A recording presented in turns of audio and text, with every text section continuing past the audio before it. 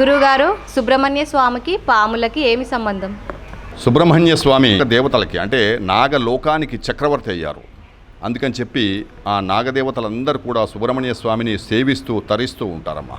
సుబ్రహ్మణ్య స్వామికి ఎలాంటి పూజలు చేయాలి? స్వామి సుబ్రహ్మణ్య స్వామి శివాంశ సంభూతుడు, రుద్రవీర్య సముద్భవుడు కాబట్టి స్వామివారికి అభిషేక ప్రియో శివ అనగా ఆ స్వామివారిని అభిషేకం చేత చాలా ప్రసన్నుడవుతాడమ్మా. స్వామివారికి పాల చేత క్షీరాభిషేకం చేయడం వల్ల, పంచామృతాభిషేకం చేయడం వల్ల ప్రసన్నుడవుతాడని చెప్పి స్కాంద పురాణంలో చెప్పబడిందమ్మా. గురుగారు, సుబ్రహ్మణ్య స్వామి షష్ఠి విశిష్టత గురించి చెప్పండి. ఈరోజైతే నేను చెప్పిన విధంగా మార్గశిర మాసంలో ఒక రోజున జన్మించినటువంటి జన్మరహస్యంలో చెప్పిన విధంగా ఆ యొక్క మార్గశిర మాసంలోని 6వ తిథి అనగా షష్ఠి రోజున ఆ యొక్క స్వామివారు ఉద్భవించారు. అక్కడ రాక్షసి అన్ని భాగాల్ని తీసుకొని ఒక్కసారి కుమార అని చెప్పి హృదయానికి హత్తుకున్నటువంటి సమయం ఏది ఉందో ఆ రోజున తిథి చూడగా మార్గశిర శుద్ధ షష్ఠిగా కనబడింది. అందుకని చెప్పి ఆ యొక్క షష్ఠి రోజున స్వామివారిని సేవించినట్లయితే ఉపవాస దీక్షతో, అనగా ఉపవాస దీక్ష ఎలా చేయాలి అని ఇంకొక ప్రశ్న అంటే గనక, ఉపవాస దీక్షను ఉదయం సూర్యోదయం నుండి సూర్యాస్తమయం వరకు ఆ యొక్క నిలాహారం అంటే ఏదైనా ఒక పండ్లు కానీ పాలు కానీ తీసుకుని సాయంత్రానికి చంద్రోదయం అయిన తర్వాత మనం భోజనము మామూలుగా శాకాహారం భోజనం చేయవచ్చునని చెప్పి స్కాంద పురాణంలో చెప్పబడిందమ్మా. దీన్ని షష్ఠీ వ్రతం అంటాం. గురువుగారు, సుబ్రహ్మణ్య స్వామి విభూతి విశిష్టత గురించి చెప్పండి. సుబ్రహ్మణ్య స్వామికి రుద్రవీర్య సముద్భవుడు కాబట్టి విభూతి చేత భస్మాభిషేకము, ప్రత్యేకించి భస్మాభిషేకం చేయడం జరుగుతుంది.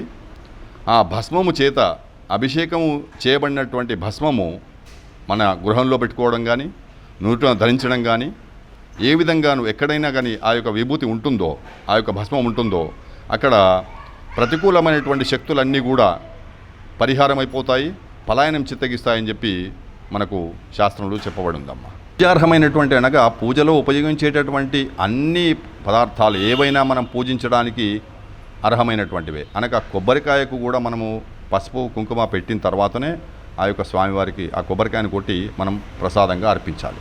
కలశం పైన పెట్టినటువంటి ఆ కొబ్బరికాయను మనం ఎప్పుడైతే ఉద్వాసన, ఆ యొక్క పూజ అయిపోయిన తర్వాత దేవతను ఉద్వాసన చేస్తామో అప్పుడు ఆ యొక్క కలశం పైనటువంటి కొబ్బరికాయను తీసుకొని అదే స్వామివారికి అర్పించాలి. వాహనాలు శుక్రవారం రోజున కొనుక్కోవడం చాలా ఉత్తమమైనటువంటిది.